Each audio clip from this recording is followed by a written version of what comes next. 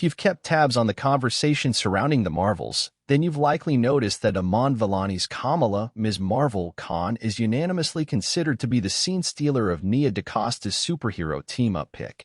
Vellani picked up where she last left off on her Ms. Marvel Disney Plus series, which is also generally regarded as one of Marvel Studios' best outings on the streamer. Much of Kamala's journey parallels Vellani's own MCU experience, as both went from leading typical teenage lives to becoming superheroes overnight.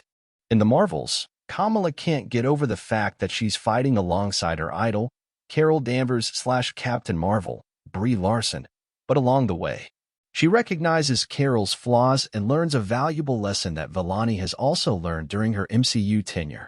She's not going to put people on a pedestal as much moving forward. Kamala and I are on a very similar journey. I've gotten a lot better at not holding celebrities to the highest standard possible.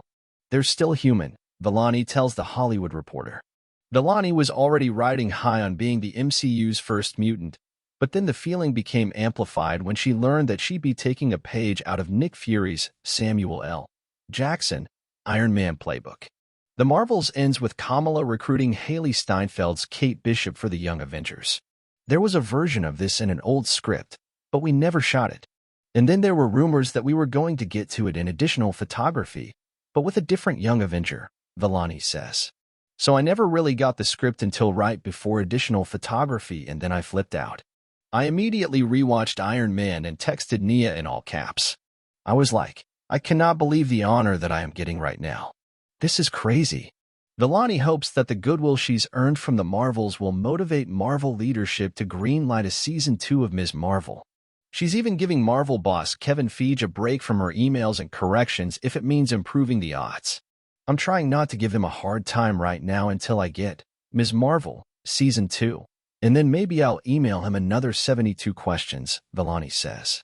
Yeah, I'm taking it easy. If he says the MCU is Earth-616, I'll let him believe that. Below, during a recent spoiler conversation with THR, Vellani also discusses the mid-credit scene's surprise cameo that she believed was going to feature someone else.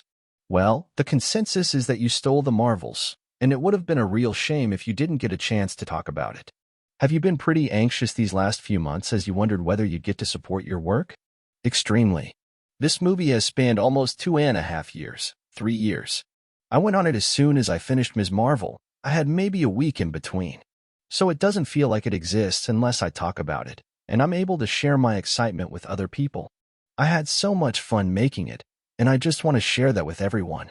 And hopefully that comes across on the screen as well. Were there any silver linings to the strike? Did you get to do anything you've been putting off the last few years because of how busy you've been playing Ms. Marvel? Did you clean out your closet or finish your novel? I've been writing a comic book. Thank you for setting me up there. Laughs. I've been writing a comic book for Marvel Comics, which is a dream come true. It's a Ms. Marvel comic, and I cannot believe they're actually giving me the handle on it and letting me write whatever story I want. I have an amazing co-writer, Sabir Pirzada, who also worked on our TV show. So I already have a relationship with him, and he knows the character's vibe. It's been the greatest experience, and honestly, my time has been passing very, very well. Did you feel even more comfortable in the role by the time you got to the Marvels? You'd already been playing her for a while at that point. Yeah, I felt like I was already in it.